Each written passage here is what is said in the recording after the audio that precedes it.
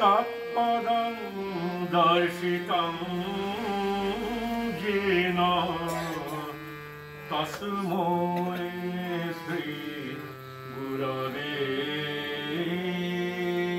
नमः। तस्मै श्री गुरवे नमः। भवसागर तारण कारण हे रविनन्दन बन्दन खण्डन हे। भवसागर तारण कारण हे रविनन्दन बन्दन खण्डन हे।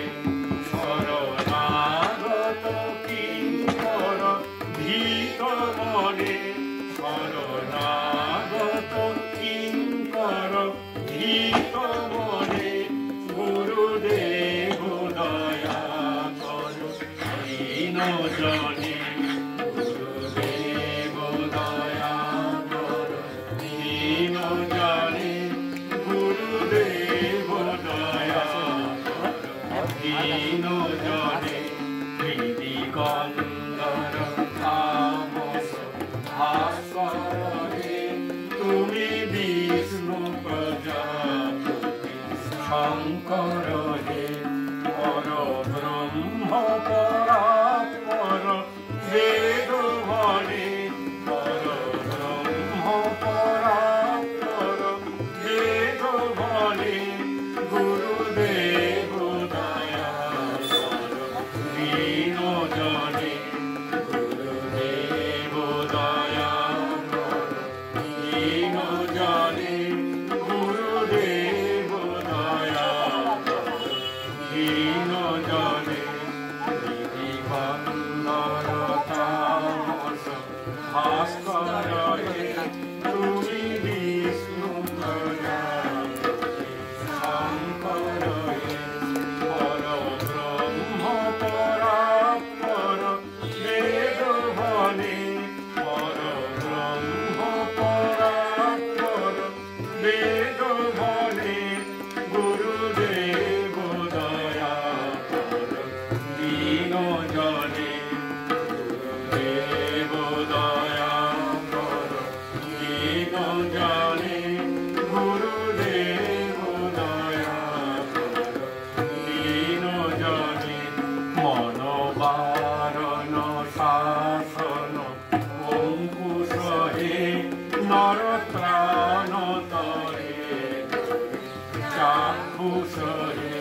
गुणगान परायण देवगणे गुणगान परायण देवगणे।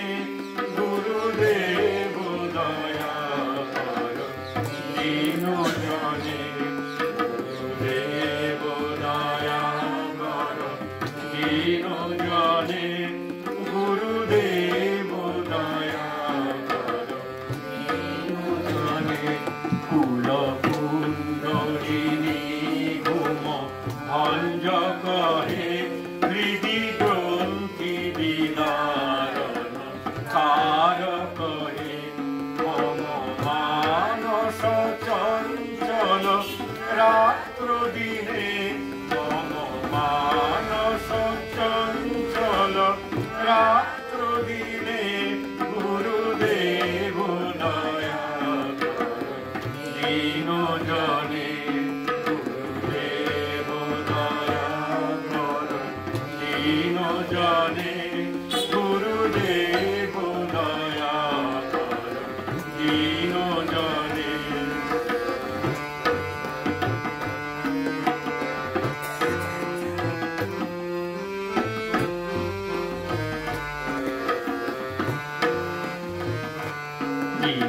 सूदन मंगल नायक हे सुख शांति बराभय दायक हे।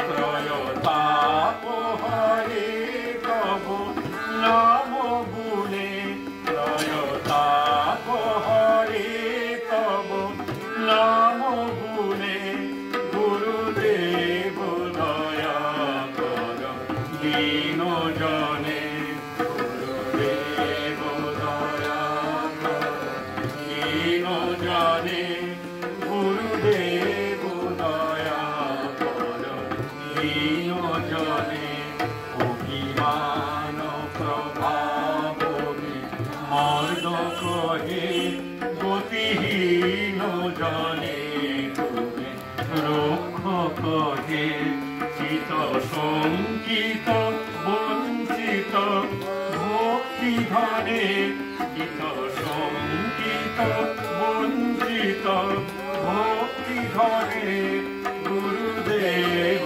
দয়া কর দীন জনে গুরুদেব দয়া কর দীন জনে গুরুদেব দয়া কর দীন জনে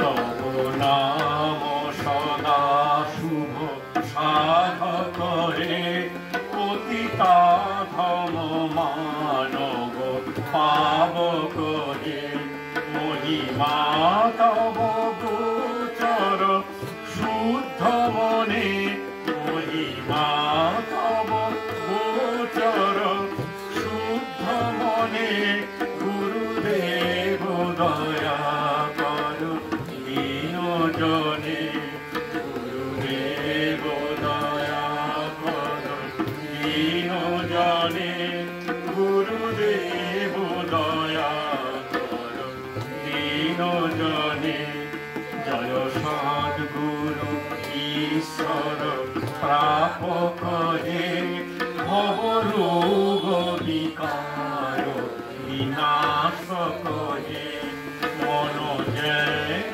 রাহে তব শ্রীচরণে মন যেন রাহে তব শ্রীচরণে গুরুদেব দয়া কর দীন জনে গুরুদেব দয়া কর দীন জনে গুরুদেব দয়া কর দীন জনে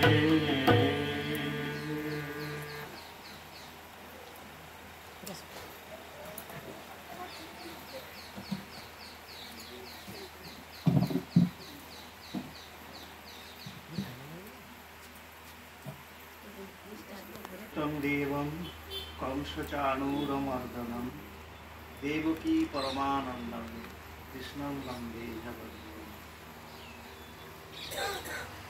আমরা কর্মযোগ করছিলাম, কর্মযোগের 21 শ্লোক পর্যন্ত পড়া হয়েছে। আজকে 22, 23, 24 এই 3টি শ্লোক আমরা পড়ব। 21 তারিখে বলা 21 নম্বর শ্লোকে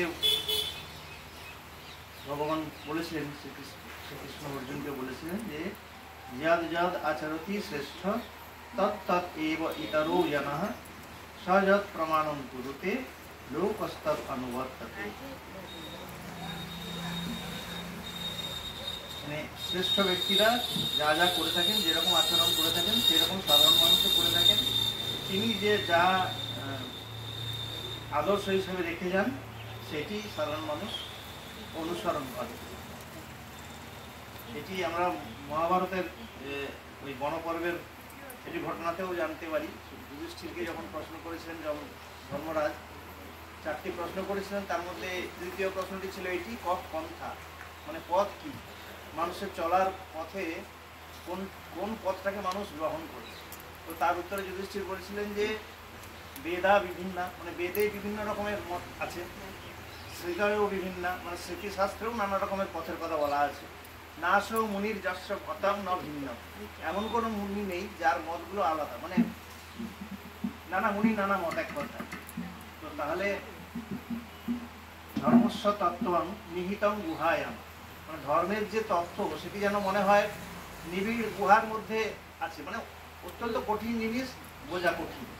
তো তাহলে মানুষ কি করবে না, বলেছিলেন যে মহাজন যে নগত স্বপন্থা, মানে যে পথে মহাপুরুষগণ গেছেন, যে আদর্শ তারা আমাদের সামনে রেখে গেছেন, সেইটি অনুসরণ করাটি হচ্ছে আমাদের সহজ। ঠাকুর মা স্বামীজির পথ অনুসরণ করা, বা অন্যান্য যারা মনীষী যারা, তাদের পথ অনুসরণ করাটাই আমাদের। আমরা ছোটবেলায় একটা কবিতা পড়েছিলাম জীবন তরঙ্গ বলে, হেমচন্দ্র বন্দ্যোপাধ্যায়, তাতেও এই কথা একটি লাইন সুন্দর। তখন তো খুব ছোটবেলায় এই মূল্যবোধের শিক্ষামূলক কিছু কবিতা ছিল, তাতে এইটা ছিল যে মহাজ্ঞানী মহাজন যে পথে করে গমন হয়েছেন প্রাতঃস্মরণীয়।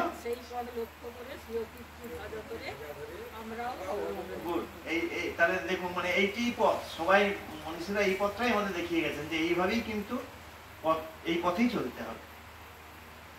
তো সেই কথাটাই বললেন, এই পর্যন্ত বলেছেন। তারপরে যখন আমরা বন্ধু বান্ধবকে কোনো ভুল থেকে ঠিক পথে নিয়ে আসার চেষ্টা করি, তখন বলি যে এটা করলে কি হবে, এটা না করলে কি হবে, সেটা বলি। সেটা বলেওছেন এখানে ভগবান অর্জুনকে বুঝিয়েছেন। এবার বোঝায় আমরা যেমন বলি, দেখ না আমার ব্যাপারটাই দেখ না, এইভাবে বোঝায়। তো ভগবান এখানে কিন্তু সেই রকম ভাবে আবার দু তিনটে কথা বলবেন। তো সেইটা শুরু হচ্ছে এখানে, নমে পার্থাস্তি কর্তব্যম ত্রিষু লোকেষু কিঞ্চন না নবাপ্তব্যম না নবাপ্তম অবাপ্তব্যম বর্থ এইব চ কর্মণি। মানে নমে পার্থাস্তি কর্তব্যম ত্রিষু লোকেষু কিঞ্চন, মানে হে পার্থ, ত্রিষু লোকেষু মে কিঞ্চন কর্তব্যম নাস্তি।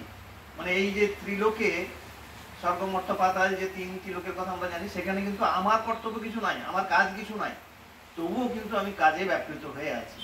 বর্ত এই বছর কর্মটি না নবাপ্তম, মানে আমার না পাওয়া কিছু নেই, আবার অবাপ্তব্যমও কিছু নেই, মানে আমি পাবো, আমার পাওনা কিছু আছে তাও কিন্তু নাই, তবুও বর্ত এই বছর কর্মণি, আমি কিন্তু কাজে ব্যাপৃত আছি।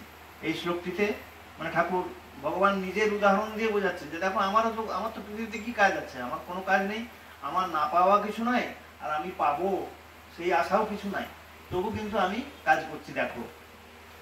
এরপর বলছেন, এই বোঝানোর মতন করি, যদি হি অহং ন বর্তেয়ং জাতু কর্মণি অতন্দ্রিতঃ মম বর্তানুবর্তন্তে মনুষ্যা পার্থ সর্বশঃ। মানে যদি হি অহং, যদি আমি ন বর্তেয়ং, আমি এইভাবে ব্যাপৃত যদি না থাকতাম, জাতু কখনো, কর্মণি অতন্দ্রিতঃ, কর্মণি মানে কাজে, অতন্দ্রিত মানে তন্দ্রিত মানে ঢিলে ঢালা আর কি, মানে ঘুম আসছে ঢুলছে সেইভাবে, মানে অমনোযোগের সাথে অসাবধানতার সাথে কাজ করা। আর অতন্দ্রিত মানে তো আমরা জানি সজাগ ভাবে সাবধানতা হয়ে কাজ করা। তো আমি এই পরম সাবধানতার সঙ্গে যদি আমি না কাজ করতাম, কাজে ব্যাপৃত না থাকতাম, তাহলে কি হতো, মম বর্তম অনুবর্তন্তে মনুষ্যা পার্থ, মানে বর্তম মানে হচ্ছে পথ, যেমন পন্থা তেমনি বর্তম, মম বর্তম অনুবর্তন্তে, আমার যে পথ, আমি যদি ওরকম ভাবে ঢিলে ঢালা দিতাম, তাহলে মানুষও কি করতো, সর্বপ্রকারে মানুষও কি করতো, আমার পথটাই অনুসরণ করতো, মানে সবকিছু ঢিলে ঢালা চলতো। তার ফলে কি হতো সেটা বলছেন এবার, উৎসীদেয়ুরিমে লোকা ন কুরিয়াং কর্মচেদহম শঙ্করস্য চ কর্তা স্যাম উপহন্যামিমা প্রজাঃ। তাহলে কি হতো, চেদহম মানে যদি আমি চেতটা অহম হয়ে চেদ অহম হয়ে গেছে, মানে চেত অহম, যদি আমি ন কর্ম করজাম, আমি যদি কাজ না করতাম, তাহলে কি হতো, লোকা মানে এই মানুষ সকল, সমস্ত ইমে লোকা মানে এই সমস্ত লোক, উৎসিদেয়ু মানে উচ্ছন্নে চলে যেত।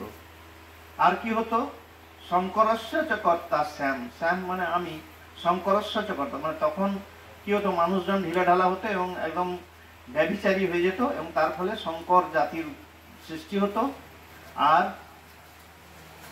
এই আমি কি হতাম, এই আমি কর্তা হতাম, আমি কিসের না, এই যে প্রজা সকলের বা আমারই যে সৃষ্টি, সেই সৃষ্টি বিনাশের হেতু হতাম আমি।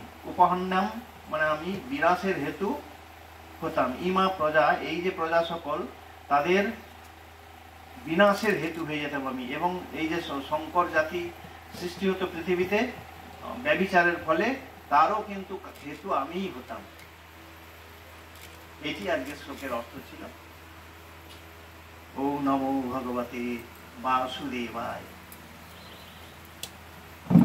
ফাল্গুনি স্যার, ফাল্গুনি স্যার আপনি আছেন?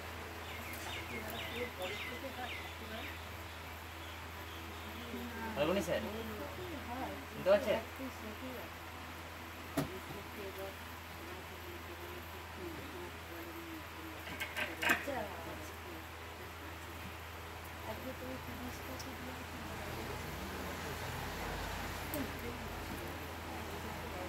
ফাল্গুনি স্যার আমাকে শুনতে পাচ্ছেন?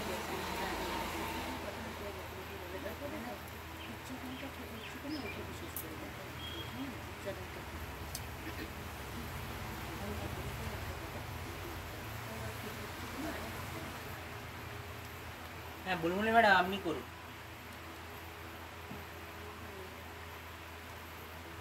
হ্যালো, আপনারা শুনতে পাচ্ছেন আমাকে?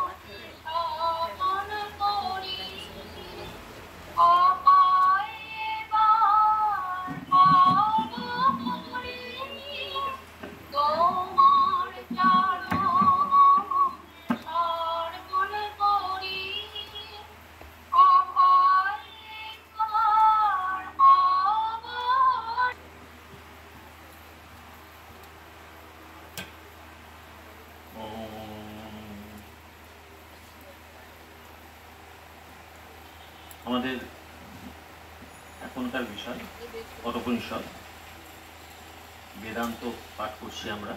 বেদান্তের উপনিষদগুলির মধ্যে অন্যতম একটি উপনিষদ হল কঠোপনিষদ। আমরা কঠোপনিষদের দ্বিতীয় অধ্যায় তৃতীয় বল্লী পাঠ করছি। তৃতীয় অধ্যায় তৃতীয় বল্লী দুটি মন্ত্র আমরা ইতিমধ্যে পাঠ করেছি। যাদের কাছে বই আছে তারা 127 পাতা দেখতে পারেন, গীতা প্রেসের বই।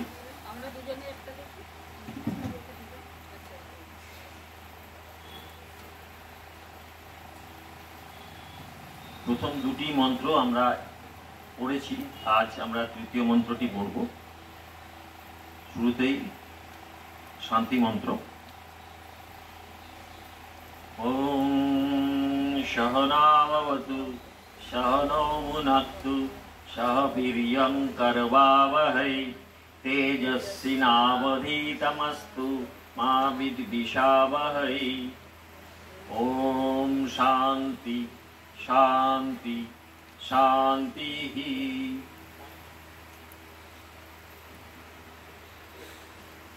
প্রথম এবং দ্বিতীয় এই দুটি মন্ত্র আমরা এখানে পড়েছি, যাতে প্রথম মন্ত্রটিতে একটি বৃক্ষের অসত্য বৃক্ষের সাথে তুলনা করা হয়েছে এই সংসার রূপ ভব সংসারকে উল্টানো, যার মূল উপরে যিনি মূল হচ্ছেন তিনি ব্রহ্ম স্বয়ং, এবং তারপরে তার শাখা প্রশাখা ইত্যাদি নানা ভাবে তাদের বর্ণনা করা হয়েছে। সেইটি যারা বুঝতে পারেন, সেই ব্রহ্মকে যারা অতিক্রম করতে পারেন না, এবং সেটির কথাই বলেছেন যে তিনি হচ্ছেন ব্রহ্ম, যাকে তিনি বিশুদ্ধ তত্ত্ব। এটি নচিকেতাকে বলেছিলেন যমরাজ, যে তুমি যার কথা জানতে চেয়েছিলেন তিনি হচ্ছেন সেই এতদ্বৈ তত্ত্ব। এবং দ্বিতীয় যে মন্ত্রটি আমরা পড়েছিলাম এর আগের দিনে, তাতে বলেছিলেন যে এই তত্ত্ব সম্বন্ধে আরো একটু মানে বিশাল আকারে বলার চেষ্টা করছেন, আরো একটু বড় পরিসরে বলতে চাইছেন, যে কিভাবে তার যে ব্যাপ্ততা, তার যে প্রসারতা, সেইটি সম্বন্ধে তিনি বলছেন যে যদিদং কিঞ্চ জগৎ সর্বম প্রাণ এজতি মিশ্রিতম মহৎ ভয়ম বজ্রম উদ্যতম য এতদ বিদু অমৃত তে এতৎ বিদু অমৃতাতে ভবন্তি। এবং এটা যদি বলছেন যে যে এই যে পরমেশ্বর পরম ব্রহ্ম তার থেকে নিঃসৃত হয়ে এই যে জগৎ যা কিছু আমরা দেখতে পাচ্ছি, ইদম সর্বম, যা কিছু জগৎ, এই দৃশ্যমান যা জগৎ আমরা সমস্ত কিছু দেখছি, সেই জগৎ কোথা থেকে নিঃসৃত হয়েছে, নির্গত হয়েছে, উৎসারিত হয়েছে সেই পরব্রহ্ম পরমেশ্বর থেকে। যেটি মূল বলা ছিল, যে মূল মানে তিনি ঊর্ধ্ববর্তী, ঊর্ধ্ব মূল অবাক শাখন, যেটি প্রথম মন্ত্রে বলা ছিল। ঊর্ধ্ব মানে তিনি সকল কিছুর ঊর্ধ্বে, সকলের পারে, সমস্ত কিছুর ওপরে তিনি আছেন ব্রহ্ম। সেই তার কথাই বলেছেন যে এই ব্রহ্ম হচ্ছেন কি, এই ব্রহ্ম হইতেই উচ্চারিত যে প্রাণ, এই জগৎ যা কিছু সৃষ্টি হয়েছে, জগৎ আমরা জানি ব্রহ্ম থেকে সৃষ্ট, ব্রহ্মা সৃষ্টি হয়েছিল, তারপর থেকে জগৎ সৃষ্টি হয়েছে, তা হচ্ছে সমস্ত কিছুই এই ব্রহ্ম থেকে নিঃসৃত, ব্রহ্ম থেকেই উচ্চারিত, সেই কথাই বলেছেন। এবং তার থেকেই যে প্রাণ, সেই প্রাণ স্বরূপ ব্রহ্মের যে পরম যে ক্রিয়া, তার যে প্রাণ, সেই প্রাণের দ্বারাই আমরা জীবন ধারণ করছি, বা গোটা প্রাণী জগৎ জীবন ধারণ করছে। সমস্ত কিছুর মধ্যে যে প্রাণ আছে, তার উৎস, তার সূত্র হচ্ছে সেই পরব্রহ্ম পরমেশ্বর। তিনি প্রাণ শক্তি সঞ্চার করছেন বলেই আমরা প্রাণ পাচ্ছি এবং প্রাণ বায়ু নিতে পারছি। এইভাবে বলেছেন এই কথাটি, এইটি চলছে, এই যে বিষয়টি, যিনি আছেন বলেই আমরা প্রাণ শক্তি পাচ্ছি, এই বিষয়টি যারা উপলব্ধি করতে পারেন, যে সমস্ত জ্ঞানী ব্যক্তি এই বিষয়টি উপলব্ধি করতে পারেন, তারা কি হন, তারা জন্ম মৃত্যু থেকে নিষ্কৃতি পান, তারা সমস্ত কিছুর পারে চলে যান, তাদের মোক্ষ প্রাপ্তি হয়, জন্ম মৃত্যু বলে তাদের আর কিছু থাকে না। এটা দ্বিতীয় মন্ত্রটিতে বলা ছিল। এইবারে তৃতীয় মন্ত্রটি আমরা আজকে পড়ব, সেটি কিন্তু আরো ব্যক্ত, আরো একটু বিশদে বলছেন, আরো নানাভাবে ব্যাখ্যা করার চেষ্টা করছেন। উপনিষদের পুরো বিষয়ের মূল লক্ষ্য হচ্ছে আত্মজ্ঞান, পরব্রহ্ম সম্পর্কিত জ্ঞান, আত্ম উপলব্ধি। সেইটিকে পরিষ্কার করার জন্য এত মন্ত্রের অবতারণা করা হয়েছে, যাতে ধীরে ধীরে ধীরে ধীরে বোঝার সুবিধা হয়। একবারে হঠাৎ করে যদি কোনো মন্ত্র ব্রহ্ম সম্বন্ধে বলে দেওয়া হয়, তাহলে বুঝতে আমরা কখনোই পারবো না। এগুলি যদি ধীরে ধীরে বলা হয়, নচিকেতার মতো একজন শিক্ষিত বিদ্বান বিচক্ষণ, যদিও বয়সে অল্প, তার পক্ষে বোঝা তো কষ্টকর হয়ে যাচ্ছে। এবং সেটা এই কথাও বলেছেন, দেবতারাও ব্রহ্ম সম্বন্ধে জানতে পারেননি অনেক গভীর তত্ত্বের বিষয়। তো সেই জন্য আস্তে আস্তে ধীরে ধীরে ধীরে ধীরে এমন জায়গায় বোঝানোর চেষ্টা করছেন ব্রহ্ম সম্বন্ধে, সেই জন্যই এত কিছু কথা বলেছেন। এবং সেই আস্তে আস্তে বলার জন্যই আস্তে আস্তে এইটিকেও এইভাবে আরো ব্যক্ত করছেন। কিভাবে দেখুন, এই মন্ত্রটিতে আমরা যেটি বলেছিলাম, উদ্যত বজ্রের মতো তিনি আছেন, মানে এমন একটা শক্তি আছে, যে শক্তি দ্বারা সমস্ত ব্রহ্মাণ্ড চলছে একটা নিয়ম শৃঙ্খলার মধ্য দিয়ে। এবং তিনি উদ্যত বজ্রের মতো, যদিও উদ্যত বজ্রের কথাটা একটু মানে প্রতীকী, তিনি যে সত্যি উদ্যত বজ্র নিয়ে বসে আছেন তা নয়। যেটা আমরা আগের বেলায় বলেছিলাম, একটা উদাহরণ দিয়েছিলাম, একটা অফিসের বস, তিনি যখন থাকেন তখন অফিসে একটা শৃঙ্খলাবদ্ধ অবস্থায় সকল কর্মচারীরা কাজ করে, সেই একই রকম ভাবে গোটা ব্রহ্মাণ্ডের উপরে তিনি আছেন। আজকে যে গীতার আজকে যে শ্লোক পড়লাম আমরা, তাতেও কিন্তু ভগবান শ্রীকৃষ্ণই একই কথা বলেছেন, যে আমি আছি, তাই জন্য সমস্ত কিছু বিশৃঙ্খলতার সৃষ্টি হয়নি। আমি যদি না থাকতাম তাহলে কি বিশৃঙ্খলা হতো, এই যে সংকর ধর্মী সৃষ্টি হতো ইত্যাদি। এই আজকের গীতাতেই আমরা পড়লাম, সেই একই কথা এখানে কিন্তু বলা হচ্ছে পরব্রহ্ম পরমেশ্বর সম্বন্ধে, যে এই তিনি আছেন, তিনি তার প্রাণ শক্তি থেকে উদ্গত, তিনি উদ্যত বজ্রের মতো আছেন, তাই পুরো জগৎ, পুরো ব্রহ্মাণ্ড একটা চলছে সুশৃঙ্খল ভাবে। এবং যারা এটি জানতে পারেন, তারা সমস্ত কিছু পারে চলে যান, উঠে যান, সমস্ত কিছু জন্ম মৃত্যুর থেকে রেহাই পান। আজকের এটি আরো একটু বিস্তারিত ভাবে বলছেন।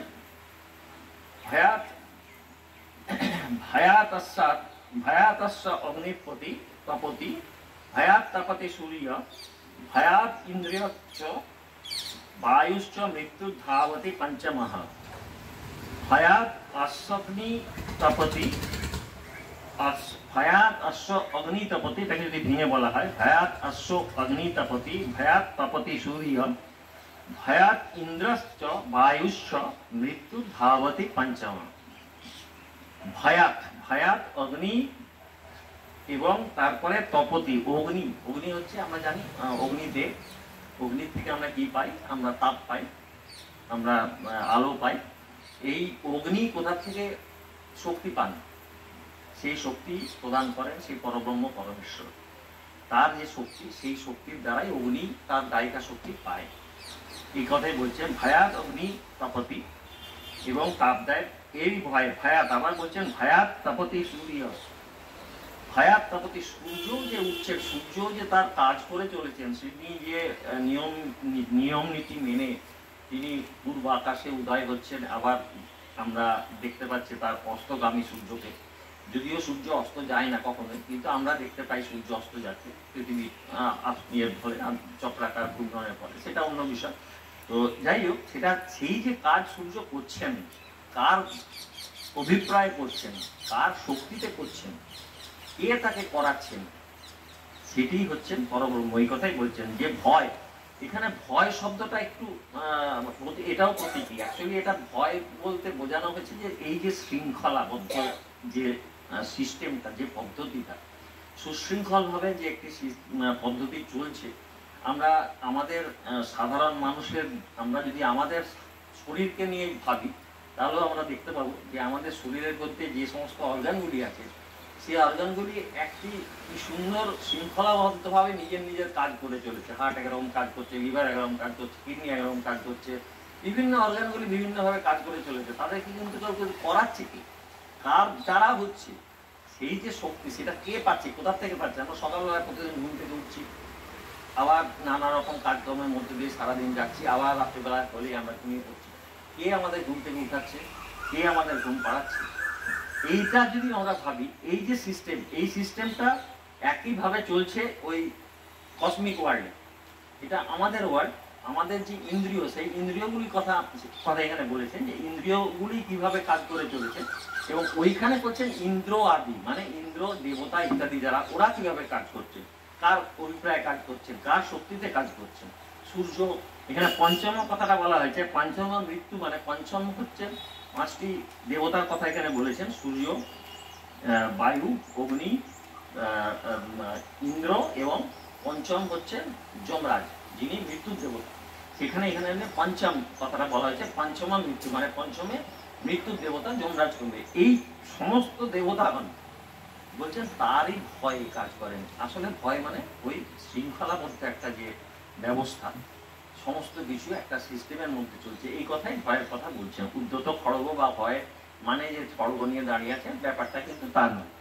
এবং তারা কি বলছেন, এ অশ্ব ভয়াত, এরই ভয়ে ইন্দ্র বায়ু পঞ্চম মৃত্যু, পঞ্চমের মৃত্যু দেবতা ধাবতী, নিজ নিজ কর্মে প্রবৃত্ত হচ্ছে। এইভাবে এই শৃঙ্খলাবদ্ধ যে সিস্টেমটি কসমিক ওয়ার্ল্ডেও যা চলছে, আমাদের এই নিজস্ব ইন্দ্রিয়াদি ইত্যাদিতেও একই রকম ভাবে চলে আসছে, এইটি বলা হচ্ছে এখানে। এর ব্যাখ্যা হচ্ছে সমগ্র ব্রহ্মাণ্ডের পরিচালক এবং নিয়ন্ত্রণকর্তা এই পরমেশ্বরের ভয়ে। এর আগের মন্ত্রটিতে আমরা বলেছিলাম তিনি সবকিছু নিয়ন্তা, সমস্ত কিছু নিয়ন্ত্রণ তিনি করছেন। সেখানে সেই কথাই এখানে বলছেন যে পরমেশ্বরের ভয়ে ইন্দ্র, বরুণ এবং ইয়ম আদি সকল দেবতা তাদের নিজ নিজ কাজ অতি সাবধানতার সঙ্গে সুসম্পন্ন করে থাকেন, অত্যন্ত সুশৃঙ্খলাবদ্ধভাবে সমস্ত কিছু কাজ করছে। কিছু গণ্ডগোল হলেই তখন কিন্তু একটা অন্যরকম বিশৃঙ্খলার সৃষ্টি হবে। অর্থাৎ এরই ভয়ে অগ্নি, সূর্য তাপ দেন, বায়ু প্রবাহিত হন, ইন্দ্র বায়ুপাত করেন, এবং পঞ্চম মৃত্যুদের প্রাণীর জীবন আবাসন করেন। যখন প্রাণীর জীবন শেষ হয়ে আসে, একটা পিরিয়ড থাকে সবারই, শেষ হয়ে আসে, তখন যম তার কাজ করেন, তিনি তার সেই জীবনী শক্তি বা জীবন ফিরিয়ে নেন। এইভাবে চলছে। এবং এখানে বলছেন এই যে জগতে দেবতাদের দ্বারা যে সমস্ত কাজ নিয়মিত রূপে সম্পন্ন হয়, তা সবই হয় ওই সর্বশক্তিমান পরমেশ্বরের অমোঘ বিধানে। তিনি বিধান দিচ্ছেন, যেখানে বলছেন তিনি কিন্তু সমস্ত কিছু কর্তা, অথচ কিন্তু তিনি নির্লিপ্ত, যেটি আমরা গীতাতেও আজকে পাঠ করলাম। তিনি সব কিছুর মূলে আছেন, অথচ তিনি নির্লিপ্ত ভাবে আছেন, কিন্তু তিনি আছেন বলেই সমস্ত কিছু হচ্ছে। এই উপলব্ধিটাই যিনি করতে পারবেন, এই উপলব্ধিটাই করা দরকার, যে তিনি আছেন, না হলে হচ্ছে কিভাবে। এইটি উপলব্ধি করাটাই হচ্ছে মূল লক্ষ্য মানুষের বা প্রাণীর। মানুষের বিশেষ করে, কারণ মানুষ তো সবচেয়ে বেশি বোধ শক্তি সম্পন্ন। এই অমোঘ বিধান তাঁরই শক্তিতে, তাঁরই ইচ্ছায় এই জগৎ সংসার সুচারুরূপে পরিচালিত হয়। এটা আমরা তো দেখতেই পাচ্ছি পুরো সংসার কিভাবে চলছে, পুরো একটা শৃঙ্খলাবদ্ধ জীবন, সমস্ত কিছু এইভাবেই চলছে। আর এই ব্যাখ্যাটা এই ছিল। হ্যাঁ মিতা ম্যাডাম আপনি শুরু করুন। মিতা ম্যাডাম আপনি শুরু করুন।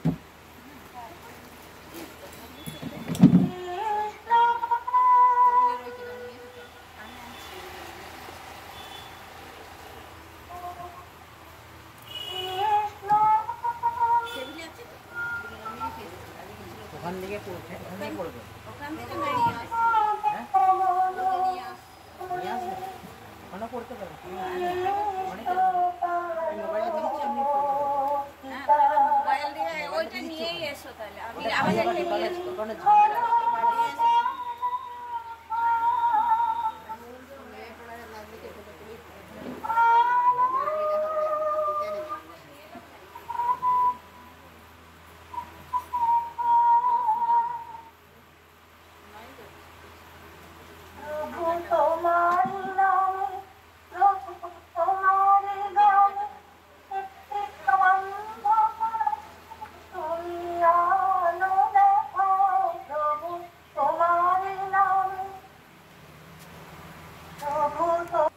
गरल सुधारिपु करहि मिताई, गोपद सिंधु अनल शीतलाई।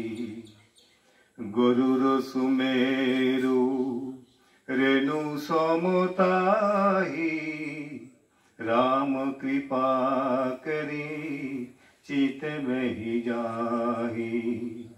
राम कृपा करी चित बहि जाई। मूकं करोति वाचालं पंगुं लंघयते गिरिं, यत्कृपातमहं वन्दे परमानन्दमाधवम्।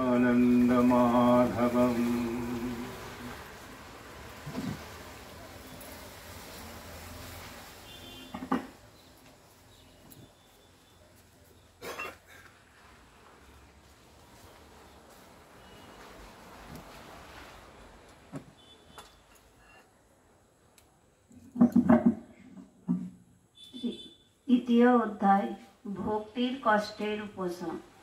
নারদ বললেন, এখন আমি ভক্তি, জ্ঞান ও বৈরাগ্যকে প্রতিষ্ঠিত করার জন্য শ্রী সুখদেব কথিত ভাগবত শাস্ত্রের কথাবৃত্তির দ্বারা অতীব যত্ন সহকারে উজ্জ্বল জ্ঞান যজ্ঞ আরম্ভ করব।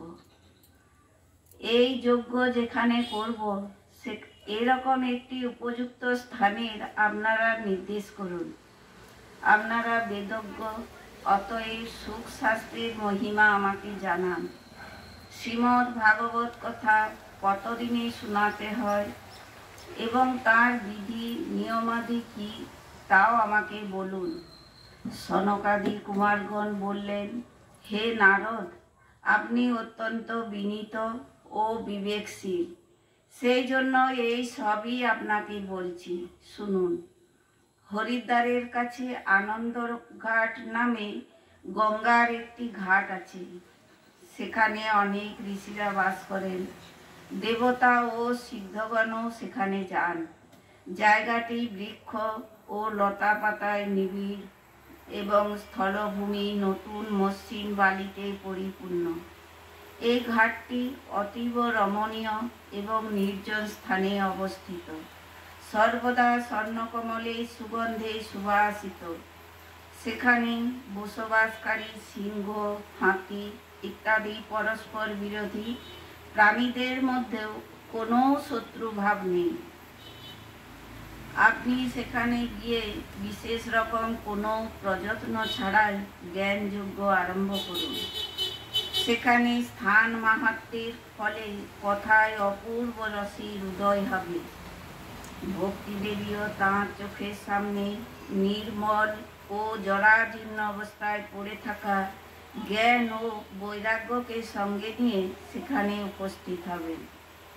কারণ ভাগবত কথা যেখানেই হোক না কেন সেখানে ভক্তি দেবী আপনি আপনিই পৌঁছে যান।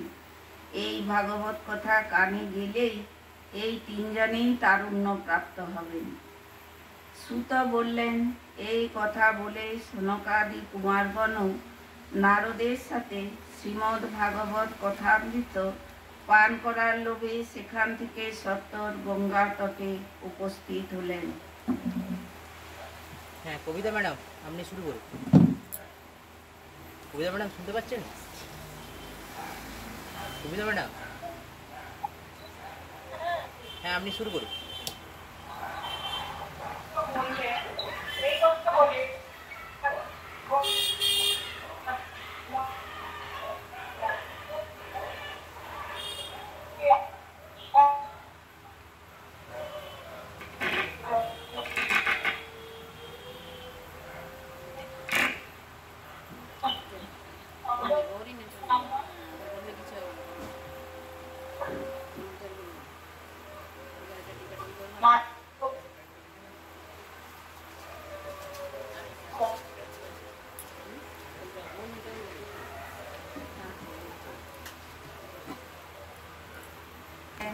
তারই মধ্যেই ভূলোক, দেবলোক ও ব্রহ্মলোক সর্বত্র এই সংবাদ ঘটে গেছে। ভগবত কথা রসিক বিষ্ণু ভক্তেরা যে যেখানে ছিলেন শ্রীমদ্ ভগবতামৃত পান করার জন্য সকলের আগে দৌড়ে দৌড়ে আসতে লাগলেন। ভৃগু, বশিষ্ঠ, চ্যবন, গৌতম, মেধাতিথি, দেবল, দেবরাজ, পরশুরাম, বিশ্বামিত্র, সাকল, মার্কণ্ডেয়, দত্তাত্রেয়, পিপল্লাদ, যোগেশ্বর, ব্যাস এবং পরাশর, ছায়াসুখ, জাজলি এবং জন্নু আদি সব প্রধান প্রধান মুনিগণই আপনা আপন পুত্র, শিষ্য ও সহধর্মীদের নিয়ে আনন্দের সাথে সেখানে এলেন। এছাড়া বেদ, বেদান্ত, উপনিষদ, মন্ত্র, তন্ত্র, সপ্তদশ পুরাণ এবং 6 শাস্ত্র মূর্তি ধারণ করে সেখানে উপস্থিত হলেন। গঙ্গায় ইত্যাদি নদী, পুষ্করাদি সরোবর, কুরুক্ষেত্র প্রভৃতি সমস্ত ক্ষেত্র, দিক সমূহ, দণ্ডকাদি অরণ্য, হিমালয়াদি পর্বত এবং দেব, গন্ধর্ব ও দানবাদি সকলেই সেই ভাগবত কথা শোনার জন্য এসে গেলেন। যারা নিজেদের শ্রেষ্ঠ মনে করে আসতে চাইলেন না, মহর্ষি ভৃগু তাদের বুঝিয়ে সুঝিয়ে নিয়ে এলেন। তখন কথা শোনাবার জন্য দীক্ষিত হয়ে শ্রীকৃষ্ণ পরায়ণ সনকাদি কুমারগণ নারদ প্রদত্ত শ্রেষ্ঠ আসনে উপবেশন করলেন। সমস্ত শ্রোতারা তাঁদের বন্দনা করলেন।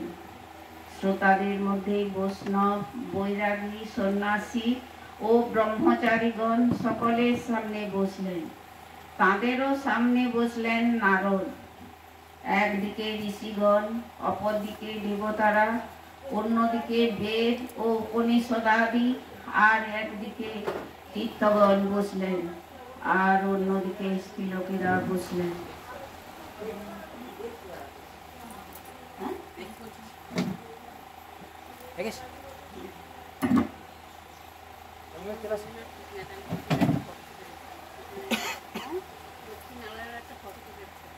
আমি তো দেখি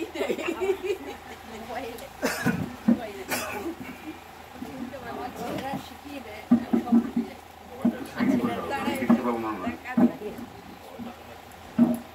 আমি ওই দিকেই মন দিয়েছিলাম।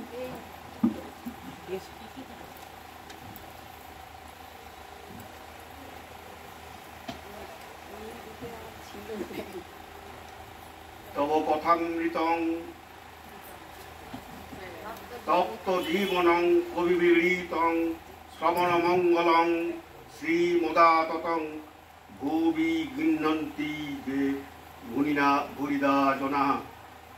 অর্থ হল, তোমার কথামৃত তাপদগ্ধ জনগণের জীবনস্বরূপ, মুনিগণ কর্তৃক কীর্তিত, পাপসমূহের বিনাশক, শ্রবণ মাত্রই মঙ্গলপ্রদ ও সকল সম্পদের আকর। ইহা যিনি বিস্তৃত রূপে কীর্তন করেন, জগতে তিনি সর্বশ্রেষ্ঠ দাতা। ওম স্থাপকায় চ ধর্মস্য সর্বধর্ম স্বরূপিণে অবতার বরিষ্ঠায় শ্রীরামকৃষ্ণায় তে নমঃ। পূর্বকথা। সাধু ঠাকুরকে শিক্ষা। তমগুণী সাধু। ঠাকুর প্রকৃতস্থ হইয়াছেন। নরেন্দ্র, ভবনাথ, মুখুজ্জে ভাতৃদ্বয় প্রভৃতি ভক্তদের সহিত কথা কহিতেছেন। সাধকটির কথায়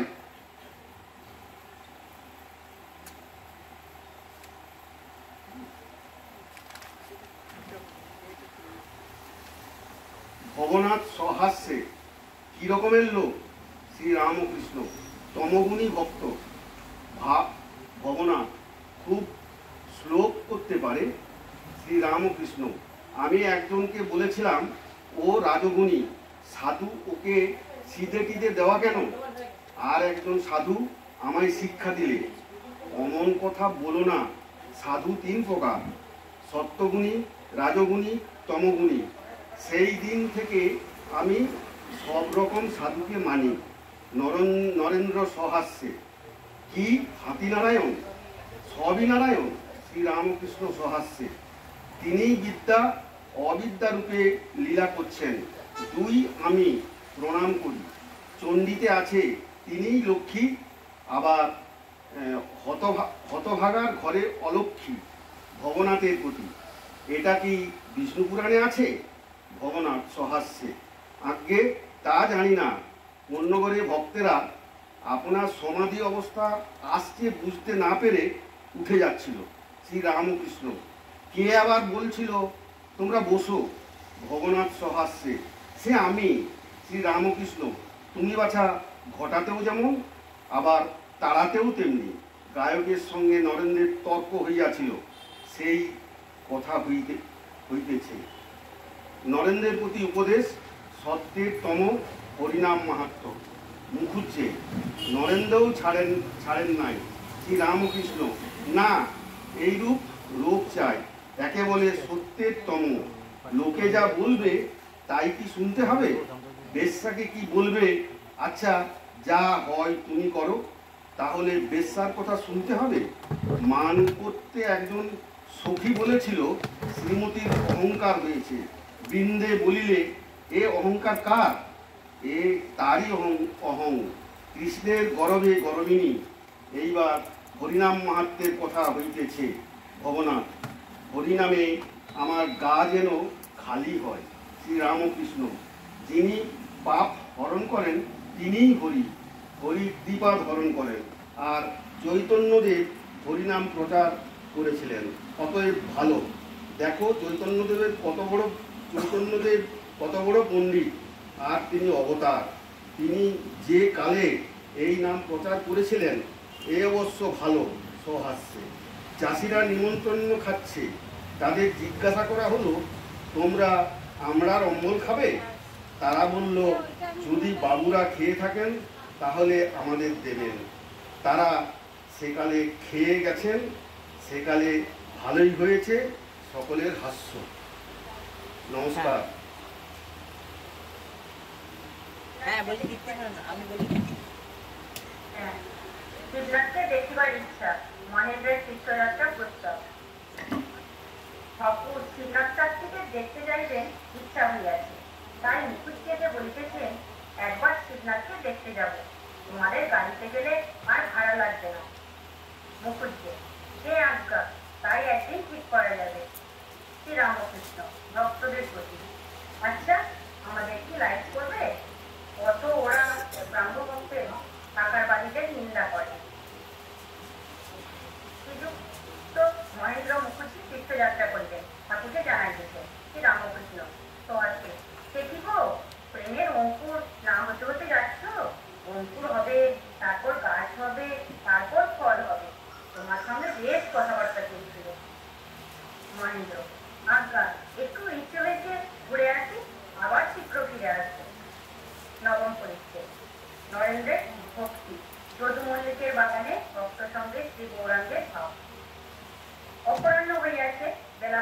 হইতে ঠাকুর গাত্রস্থান করিলেন। ভক্তেরা বাগানে বেড়াইতেছে, অনেকে শীঘ্র বিদায় লইলেন। ঠাকুর উত্তরের বারান্দায় হাজরার সহিত কথা কইতেছে। নরেন্দ্র আজকাল বুবদের বড় ছেলে অন্নদার কাছে প্রায় যান। হাজরা: বুবদের ছেলে অন্নদা শুনলাম বেশ কঠোর করছে, সামান্য সামান্য কিছু খেয়ে থাকে, 4 দিন অন্তর অন্ন খায়।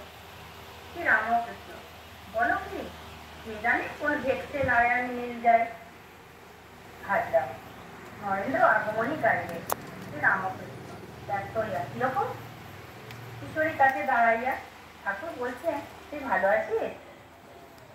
ঠাকুর পশ্চিমের গোল বারান্দায় শরৎকাল গেরুয়া রঙের শুকানো একটি ফ্লানেলের জামা পরিতেছেন ও নরেন্দ্রকে বলছেন, তুই আগমনী গেছিস? গোল বারান্দা হইতে নামিয়া নরেন্দ্রের সঙ্গে গঙ্গার পোস্তার উপর আসিলেন, সঙ্গে মাস্টার। নরেন্দ্র গান গাইতেছে। কেমন করে পরের ঘরে তিলি উমা বলমাতায়, কত লোকে কত বলে, শুনে প্রাণে মরে যায়। সীতা ভস্ম মিঠে অঙ্গে, জামাই বেড়ায় মহারঙ্গে।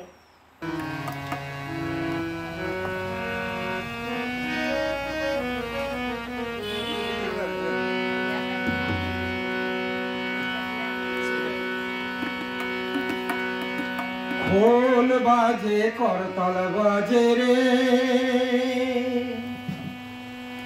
আমরা হরি গুণ গাই। সংকীর্তনে মিশে যেতে আইরে সবাই আয় আয় আয়।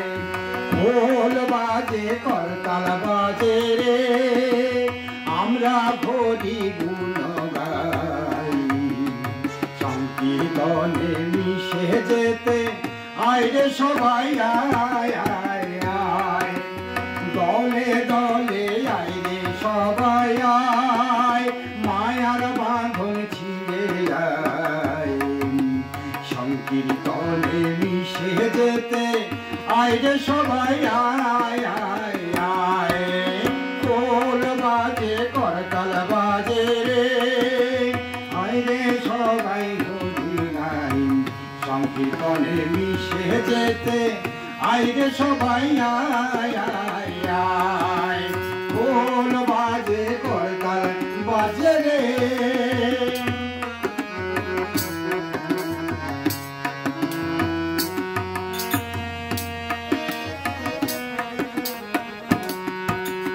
হরি বলে দু হাত তুলে নাচে দুটি ভাই। হরি বলে দু হাত তুলে নাচে দুটি ভাই। ওরাই জীবের জীবন ধন, ওরাই জীবের জীবন ধন, গৌরার নিতাই। চরণ ধুলি মাথায় নিলে রবে না বালাই ভাই। ও খোল বাজে করতাল বাজে রে, আমরা হরি গুণ গাই। সংকীর্তনে মিশে যেতে আইরে সবাই আয় আয় আয়। ও খোল বাজে করতাল বাজে রে।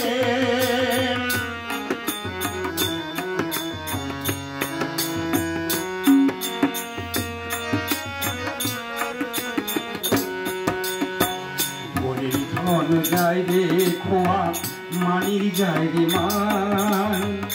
অসার সংসার মাঝে অমর অক্ষয় নাম। ধনির ধন যায় রে খোয়া, মানির যায় রে মান। অসার সংসার শুধু অমর অক্ষয় নাম। আসে নোরা সুখ দেখে নামের আসরে,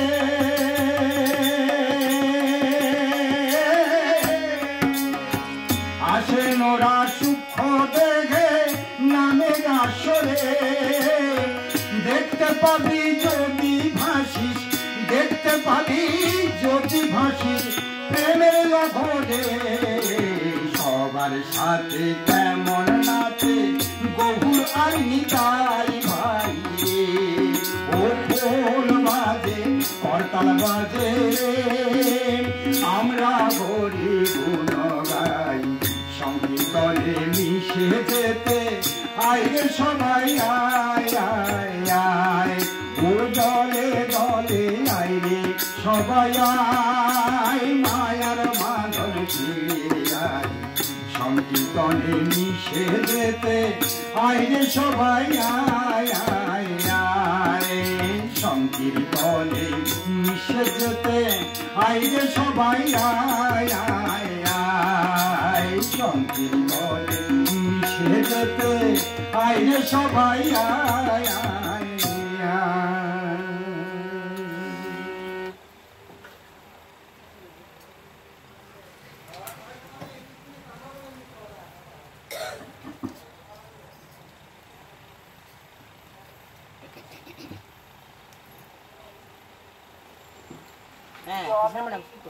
शारदां देवीं रामकृष्णं जगद्गुरुं पादपद्मे तयो कृत्वा प्रणमामि मुहुर्मुहुः। অপর দৃষ্টান্তটি আমরা পাই শ্রী রামকৃষ্ণ পুঁথিতে 353 থেকে 355 পৃষ্ঠাতে। একদিন শ্রীযুক্ত কালীপদ ঘোষের প্রাণাকালী পত্নী অতি বিষণ্ণ বদনে ও আকুল প্রাণে শ্রী রামকৃষ্ণের নিকট আসিয়া নিবেদন করিলেন যে তাহার স্বামী কুসঙ্গে ও কুকার্যে মত্ত থাকিয়া পারিবারিক জীবন বিষময় করিয়া তুলিয়াছেন। সুতরাং ঠাকুর যদি দয়া করিয়া কোন ঔষধ দেন তবে অকুলে কুল পান। দানাকালী তখনও শ্রী রামকৃষ্ণের নিকট যাতায়াত আরম্ভ করেন নাই এবং কলকাতার লোক তখনও ঠাকুরের সংসার সম্বন্ধ শূন্য সাত্ত্বিক ভাবের সহিত পরিচিত হয় নাই। তাই ঘোষপত্নী তাহাকে উচ্চ শক্তি সম্পন্ন সাধুমাত্র ভাবিয়াই ওষুধ যাঞ্চা করিলেন। ইহা ঠাকুরের দৃষ্টিতে বিসদৃশ্য হইলেও রহস্য করিবার জন্যই হোক কিংবা ঘোষপত্নীর কাতরতায় বিচলিত হইয়াই হোক অথবা কোনো অজ্ঞাত দৈব প্রেরণায় তিনি তাহাকে নিরস্ত না করিয়া নহবতে যাইতে পরামর্শ দিয়া বলেন, সেখানে এক স্ত্রীলোক আছেন, তাকে তুমি সব খুলে বললে তিনি ঠিক ঠিক ওষুধ দেবেন। তার এসব মন্ত্রৌষধই জানা আছে। এ বিষয়ে তার শক্তি আমার চেয়ে বেশি। শ্রীমা তখন পুজোয় বসিয়াছেন, তাহার মন তখন জাগতিক পঙ্কিলতার ঊর্ধ্বে এবং অতি করুণাপূর্ণ রাজ্যে বিচরণ করিতেছেন। তথাপি তিনি এই আত্মহৃদয়কে নিরাশ করিতে না পারিয়া বলিলেন, আমি আর কি জানি বাছা, তিনি ওষুধ জানেন, তুমি তারই কাছে যাও। বিপন্না নারীকে ফিরে আসিতে দেখিয়া ঠাকুর বোধহয় বুঝিলেন যে রঙ্গ জমিয়াছে। সুতরাং আরো রস সঞ্চয়ের জন্য তিনি তাহাকে পুনর্বার নহবতে পাঠাইলেন। এইরূপে ঘোষ দেয়াকে বারবার যাতায়াত করিতে দেখিয়া করুণাময়ী মায়ের হৃদয় বিগলিত হইল। তিনি সমস্ত ব্যাপারটাকে শুধু রঙ্গরসে আবৃত করিয়া সে ব্যথিত প্রাণে আরো আঘাত দিতে চাইলেন না। অতএব তাপিতা নারীকে আশ্বস্ত করিয়া বলেন, তো ওইখান থেকে আমি 12টি শ্লোক গানের আকারে গাইবার চেষ্টা করছি। গোবিন্দম ভজ গোবিন্দম গোবিন্দম ভজ মূঢ়মতে ভজ গোবিন্দম ভজ গোবিন্দম গোবিন্দম ভজ মূঢ়মতে সম্প্রাপ্তে সন্নিহিতে কালে সম্প্রাপ্তে সন্নিহিতে কালে নাহি নাহি রাক্ষসে প্রিয় করণে ভজ গোবিন্দম ভজ গোবিন্দম গোবিন্দম ভজ মূঢ়মতে।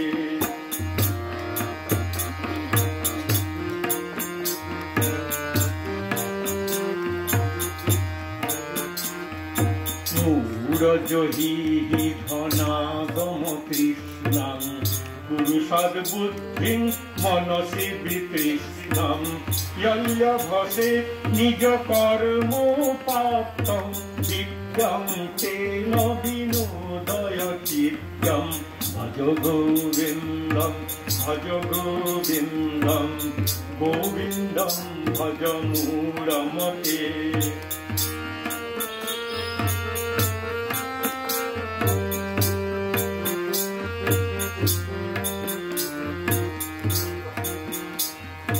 नारी स्तनहर नाभिदेशं दृष्ट्वा मागा मोहावेशम् एतन्मांसव आदिविकारं मनसि विचिन्तय बारम्बारं भज गोविन्दं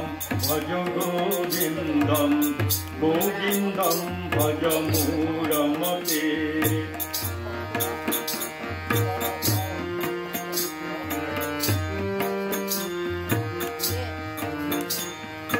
नलिनी दलगत जलमति तरलं तद्वत् जीवितमतिशय चपलं विद्धि बाध्यभिमानग्रस्तं लोकं शोपहतं च समस्तं भज गोविन्दं गोविन्दं भज मूঢ়मते।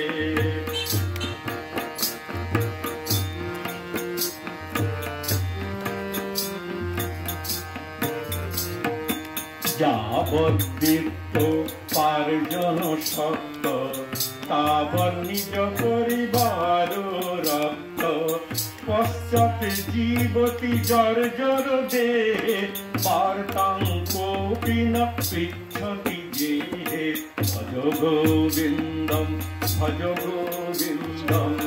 গোবিন্দম ভজ মূঢ়মতে।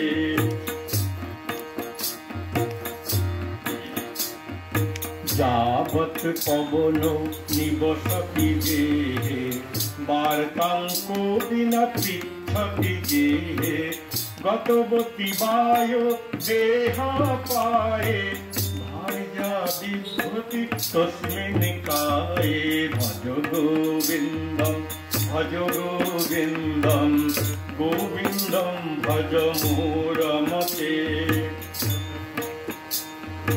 বালস্তাবৎ ক্রীড়াসক্ত তরুণস্তাবৎ তরুণীরক্ত বৃদ্ধস্তাবৎ চিন্তাসক্ত পরমে ব্রহ্মণি কোপি ন সক্ত ভজ গোবিন্দম গোবিন্দম ভজ মূঢ়মতে।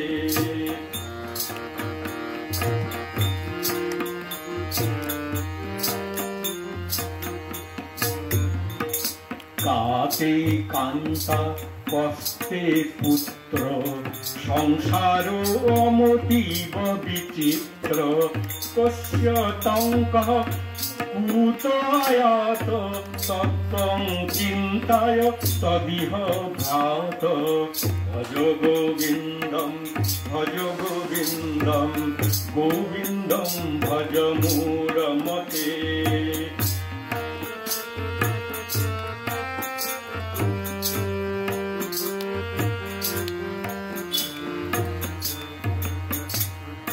সৎসঙ্গতে নিঃসঙ্গত্বং নিঃসঙ্গতে নির্মোহত্বং নির্মোহত্বে নিশ্চল তত্ত্বং নিশ্চল তত্ত্বে জীবন মুক্তি ভজ গোবিন্দম গোবিন্দম ভজ মূঢ়মতে।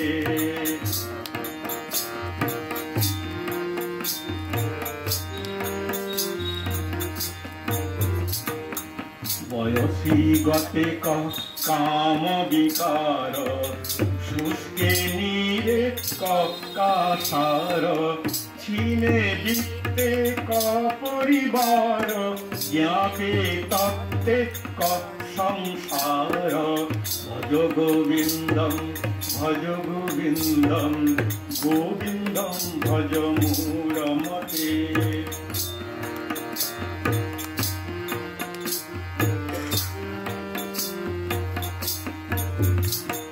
মাকুর ধন জন যৌবন গর্বং হরতি নিমেষাৎ কাল সর্বম মায়াময়মিদমখিলং বুধুবা ব্রহ্মপদং তং প্রবিশ বিদিত্বা ভজ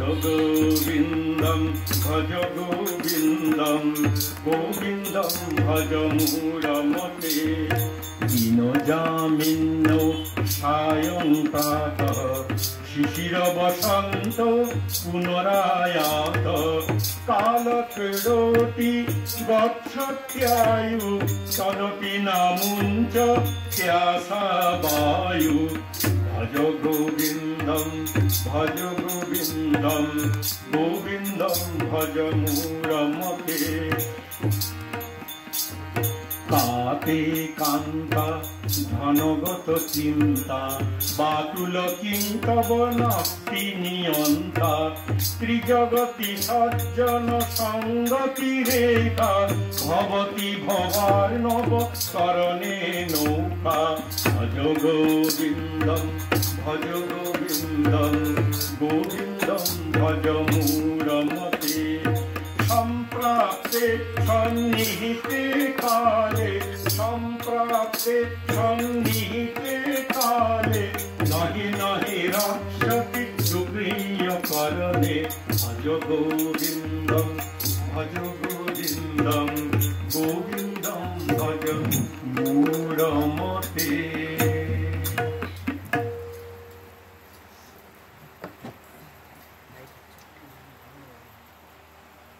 মা শারদা শরণং মা শারদা শরণং শরণে মা শারদা শরণং মা শারদা শরণং মা শারদা শরণং শরণে স্বামীনি শরণং স্বামীনি শরণং शरणे जय जय राम कृष्ण शरणम राम कृष्ण शरणम राम कृष्ण शरणम शरणे तो कृपा ही केवलम कृपा ही केवलम शरणे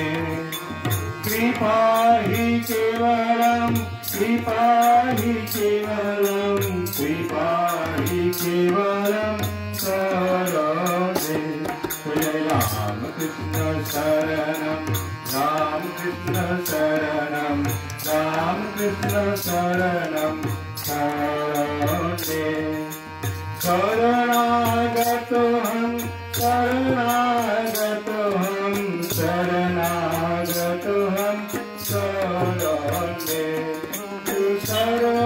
शरणागतोऽहं शरणागतोऽहं शरणागतोऽहं शरणे जय जय राम कृष्ण शरणं राम कृष्ण शरणं राम कृष्ण शरणं शरणे नमो श्री गुरवे नमो श्री गुरवे नमो श्री गुरवे नमो नमो नमो श्री गुरवे नमो श्री गुरवे नमो श्री गुरवे नमो नमो जय जय राम कृष्ण शरणं राम कृष्ण शरणं राम कृष्ण शरणं शरणे राम कृष्ण जय जय राम कृष्ण जय जय राम कृष्ण जय जय राम कृष्ण जय जय राम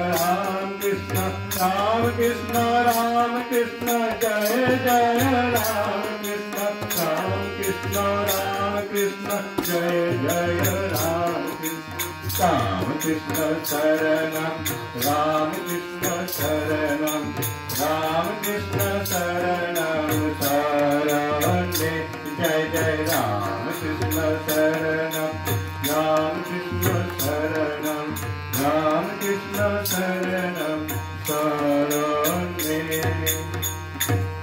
जय राम कृष्ण शरणम राम कृष्ण शरणम राम कृष्ण शरणम शरण्ये। जय श्री गुरु महाराज जी की जय। जय रामकृष्ण परमहंस देव जी की जय। जय महामाई की जय। स्वामी जी महाराज जी की जय। भगवत भक्त भगवान की जय। सर्व देव देवी की जय। गंगा माई की जय।